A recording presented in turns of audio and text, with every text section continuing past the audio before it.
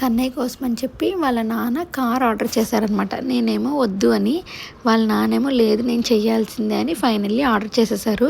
ఈ కార్ వచ్చినప్పుడు మేము మా పెద్దమ్మ వాళ్ళ ఇంటికి వెళ్ళి ఉన్నాం. సో మేము ఇంటికి వచ్చేటప్పటికి ఇలా కార్ మొత్తం ఫిక్స్ చేసేసి ఇలా ఒక బెడ్షీట్ కప్పేసి ఉంచారనమాట, కొడుకుకి సర్ప్రైజ్లా ఉండాలని. సో మొత్తానికి కార్ అయితే వచ్చింది. వాడిని బయటికి తీసుకుని వెళ్ళాము. వాడు చూడకుండా ఇలా మొత్తం సెట్ చేశాక లోపలికి వచ్చి వాడిని తీయమన్నాము. వాడు ఓపెన్ చేయగానే వాడికి ఒక నిమిషం షాక్ ప్లస్ ఆనందం రెండు కలిపి వచ్చేసినాయి. గబగబా ఎక్కి కూర్చొని దాన్ని ఎలా నడిపేయాలని ఫుల్ ఎక్సైట్మెంట్తో ఉన్నాడనమాట.